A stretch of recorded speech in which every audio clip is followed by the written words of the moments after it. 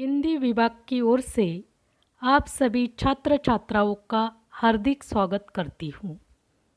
मैं यहाँ पर आपके सामने तृतीय वर्ष साहित्य के लिए निर्धारित हिंदी विशेष पेपर क्रमांक 4 हिंदी भाषा का विकास इस विषय की जानकारी पेश करती हूँ। कल आपने भाषा की परिभाषा तथा भाषा का स्वरूप इसकी जानकारी प्राप्त की।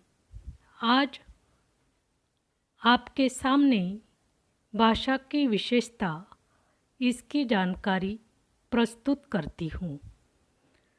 प्रत्येक भाषा की अपनी विशेषता होती है, फिर भी कुछ तत्व सभी भाषाओं में समान रूप से पाए जाते हैं।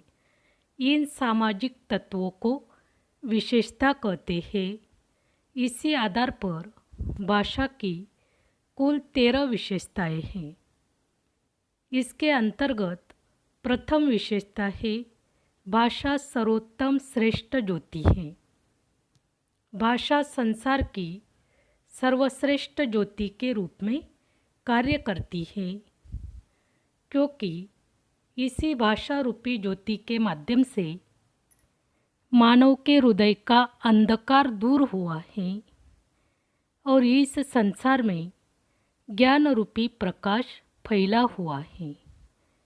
और इसी भाषा रूपी ज्योति के माध्यम से इस विश्व के समस्त मानव को ज्ञान का रास्ता दिखा है। अगर संसार में भाषा नहीं होती तो मनुष्य की अवस्था दयनीय हो जाती।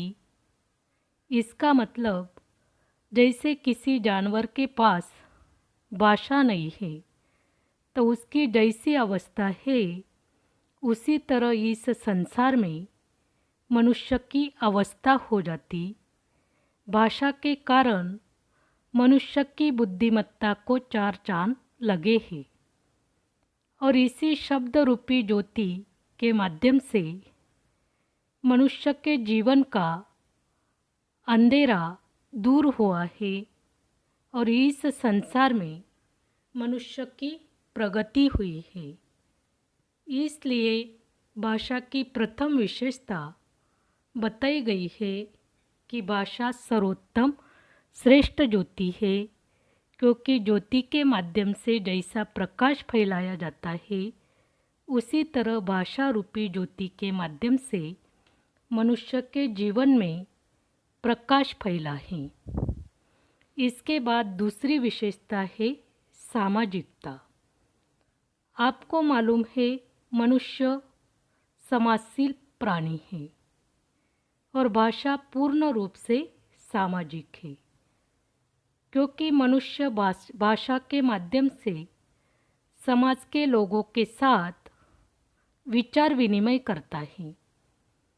अगर भाषा नहीं होती तो इस समाज की अवस्था दयनीय हो जाती और इसी भाषा के माध्यम से समाज में व्यक्ति को अनिवार्य संबंध स्थापित करना पड़ता है और विचार विनिमय की आकांक्षा से भाषा का विकास हुआ है। उसी तरह मनुष्य का भी विकास हुआ है। भाषा व्यक्ति और समाज को जोड़ने वाली सशक्त कड़ी है। जैसे आपको मालूम है, शुरू में बच्चा माता पिता के द्वारा भाषा का अर्जन करता है।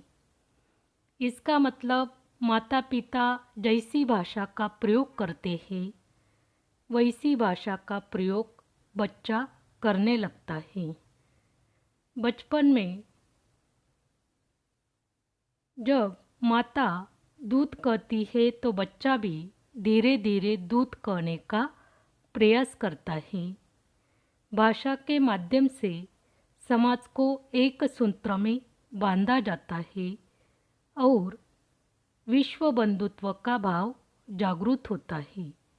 इस तरह भाषा पूर्ण रूप से सामाजिक है, क्योंकि मनुष्य समाजशील प्राणी होने के कारण उसे समाज के साथ विचार विनिमय करके संबंध स्थापित करना पड़ता है। भाषा की अगली विशेषता है परिवर्तनशील, क्योंकि परिवर्तन यह संसार का नियम है। जैसे 4 कोस पर पानी बदले 8 कोस पर वाणी, यह कहावत आपको मालूम है। इसी कहावत के अनुसार भाषा भी गतिशील है, उसमें परिवर्तन होना स्वाभाविक है और परिवर्तन एक विशिष्ट गति से चलता है, क्योंकि संसार की प्रत्येक वस्तु परिवर्तनशील है। उसी तरह भाषा भी 4 कोस पर जाने के बाद और 8 कोस पर जाने के बाद इसमें परिवर्तन होना स्वाभाविक है। जैसे आपको मालूम है, महाराष्ट्र में मराठी भाषा का प्रयोग किया जाता है, गुजरात में गुजराती भाषा का प्रयोग किया जाता है। वैसे महाराष्ट्र में भी अगर आप 8 कोस पर पहुँचे तो वह भी आपको भाषा में परिवर्तन दिखाई देता है। वैसे तो हम मराठी भाषा का ही प्रयोग करते हैं, लेकिन 8 कोस पर पहुँचने के बाद फिर भी आपको भाषा में परिवर्तन दिखाई देता है। इसलिए भाषा की तीसरी विशेषता है परिवर्तनशील, और परिवर्तन यह आपको मालूम है, संसार की प्रत्येक वस्तु परिवर्तनशील होने के कारण भाषा भी परिवर्तनशील है। भाषा की अगली विशेषता है भाषा सर्वव्यापक है। आपको मालूम है, इस संसार में किसी जगह भाषा का प्रयोग नहीं किया जाता, ऐसा कौन सा भी क्षेत्र नहीं है।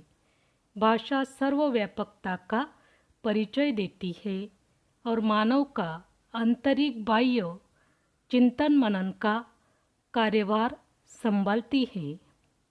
भाषा में संसार का संपूर्ण साहित्य सम्मिलित है।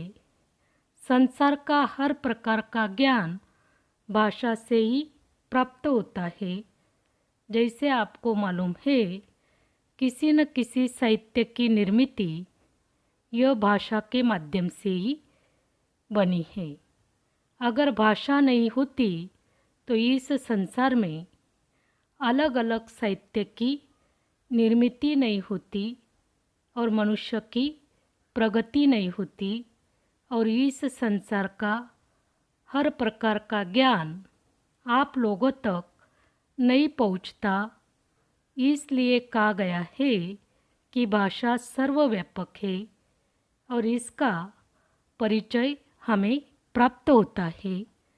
इस तरह आज हमने भाषा की कुल 4 विशेषताओं का अध्ययन किया।